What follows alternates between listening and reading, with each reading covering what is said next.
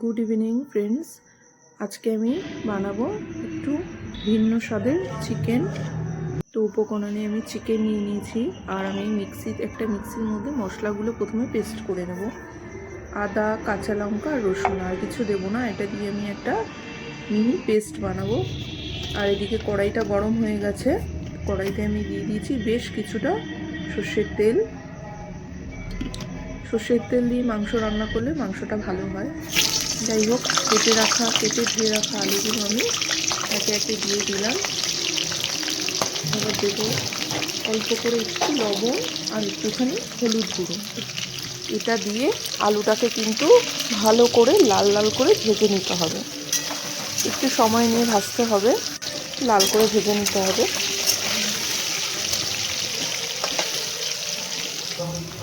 যাই হোক, আলুটা লাল করে ভাজা হয়ে গেছে। এবার আমি আলুগুলো কিন্তু তুলে নেব।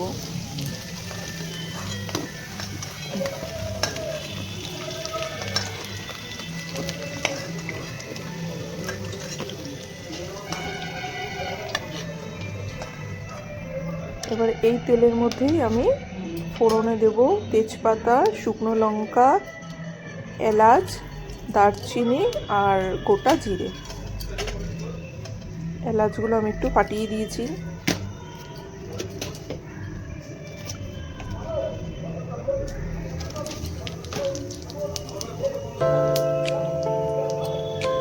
এবার আমি কেটে রেখেছিলাম এক বাটি পেঁয়াজ, এবং 300 মতো পেঁয়াজ আছে। তো এটাকে আমি দিয়ে ভালো করে পেঁয়াজটাও কিন্তু ব্রাউন করে ভাজতে হবে। পেঁয়াজের কালারটা ভালো আসলে কিন্তু চিকেনের কালারটাও ভালো আসবে। পেঁয়াজটা একটু লাল করে ভাজলে কালারটা ভালো আসবে। এবার মশলাটা আমি দিয়ে দিলাম। এবার দেবো পরিমাণ মতো লবণ, দেবো হলুদ গুঁড়ো, আর দেবো লঙ্কার গুঁড়ো। যে যেরকম ঝাল খান সেই বুঝে আপনারা লঙ্কার পরিমাণটা দেবেন।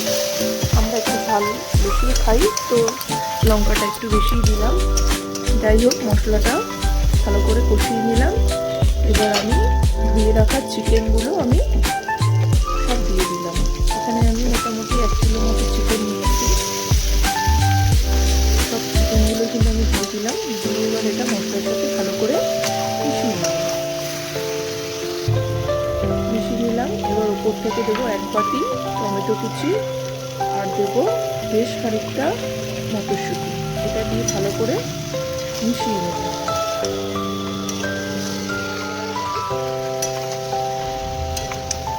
আরও নতুন নতুন রেসিপি দেখার জন্য কিন্তু আপনারা আমার চ্যানেলটিকে ফলো করবেন। ভালো লাগলে লাইক করবেন, সাবস্ক্রাইব করবেন, কমেন্ট করবেন।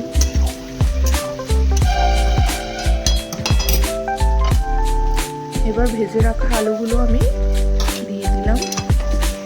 দিয়ে ভালো করে এটা মিশিয়ে নেব।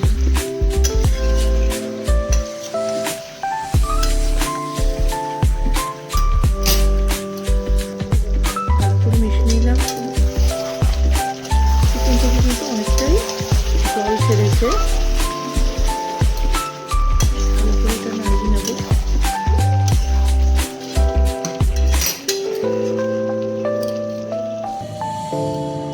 এবার দেবো বেশ কিছুটা গোলমরিচ গুঁড়ো। গোলমরিচ গুঁড়ো দিলে কিন্তু মাংস খেতে ভালো লাগে। গোলমরিচ গুঁড়োটা দিয়েও আমি ভালো করে মিশিয়ে নিলাম।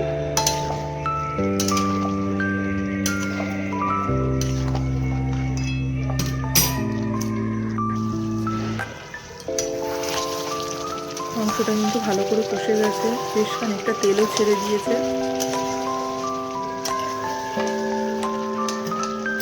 এই দেখুন মাংসটা কত সুন্দর কালার এসছে। এবার দেবো ছোট 1 বাটি জল, যাতে আলু আর মাংস ভালো করে সিদ্ধ হয়ে যায়।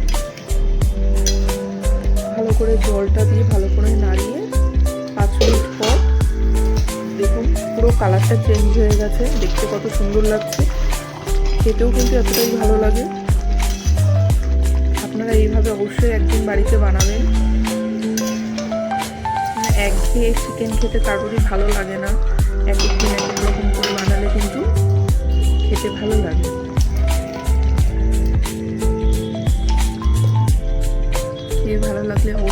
আমাকে জানাবেন কমেন্টে কেমন লাগলো। এবার আমি দেব 1 চামচ গরম মশলা গুঁড়ো। এই গরম মশলাটা কিন্তু আমি বাড়িতেই গুঁড়ো করে নিয়েছি। আর দেব বেশ কিছুটা ধনেপাতা।